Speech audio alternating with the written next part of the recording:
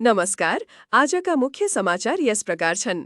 नेकपा माओवादी केन्द्रका अध्यक्ष पुष्पकमल दाहाल प्रचण्डले भिजिट भिसा प्रकरणका सम्बन्धमा सदन सञ्चालनका लागि सहमतिको भाषा र छानबिनको प्रक्रिया टुङ्ग्याउन लागिएको बताउनु भएको छ।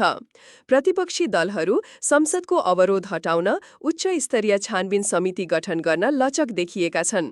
यद्यपि प्रमुख दलहरूबीच समितिको मोडालिटीबारे छलफल चलिरहेको र यसले अन्तिम रूप पाउन बाँकी रहेको छ। यसै सन्दर्भमा प्रतिनिधि सभाको बैठक विशेष कारण देखाउँदै 11 पटकसम्म सरिसकेको छ।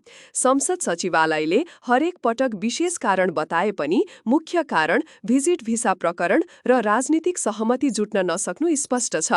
यसले गर्दा सांसदहरू संसद भवनमा पुगेर पनि बैठक बस्न नसकी फर्कने अवस्था बनेको छ। अर्को एक प्रसङ्गमा अध्यागमन कानून उल्लङ्घन गरेको आरोपमा अमेरिकाबाट डिपोर्ट गरिएका करिब 40देखि 50 जना नेपाली नागरिक ढाका हुँदै काठमाडौँ आइपुग्दैछन्। विशेष चार्टर्ड विमान मार्फत उनीहरूलाई आज दिउँसो त्रिभुवन अन्तर्राष्ट्रिय विमानस्थलमा अवतरण गराउने तयारी छ। पछिल्लो समय यति ठूलो संख्यामा नेपालीहरूलाई अमेरिकाले एकैपटक डिपोर्ट गरेको यो पहिलो पटक हो। अध्यागमन विभागले आवश्यक प्रक्रिया पूरा गरी उनीहरूलाई आफन्तको जिम्मा लगाउने जनाएको छ।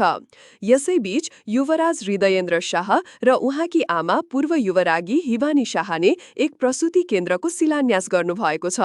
यो कार्य उहाँहरूको सामाजिक सेवाको निरन्तरताको क्रममा भएको हो। यस केन्द्रले स्थानीय समुदायलाई स्वास्थ्य सेवामा सहज पहुँच पुर्याउन महत्त्वपूर्ण भूमिका खेल्ने अपेक्षा गरिएको छ।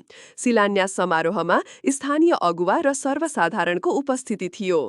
अन्तर्राष्ट्रिय समाचारतर्फ छिमेकी मुलुक भारतको मणिपुर राज्यका 5 जिल्लामा इन्टरनेट सेवा 5 दिनका लागि बन्द गरिएको छ। कानून व्यवस्था कायम गर्न र सामाजिक सञ्जाल मार्फत भ्रामक तथा हिंसा भड्काउने सामग्री प्रसार रोक्न यो कदम चालिएको अधिकारीहरूले बताएका छन्। एक मेइतेई समूहका नेताको गिरफ्तारीपछि भएको विरोध प्रदर्शनपछि इन्टरनेट बन्द गर्ने निर्णय गरिएको हो। यी जिल्लाहरूमा कर्फ्यू र निषेधाज्ञा पनि जारी गरिएको छ। अहिलेको लागि अपडेटेड नेपालीको प्रस्तुति यही समाप्त हुन्छ। तपाईहरूलाई समाचारहरू कस्तो लाग्यो? कृपया आफ्नो सुझाव र प्रतिक्रिया कमेन्ट बक्समा लेख्न नभुल्नुहोला।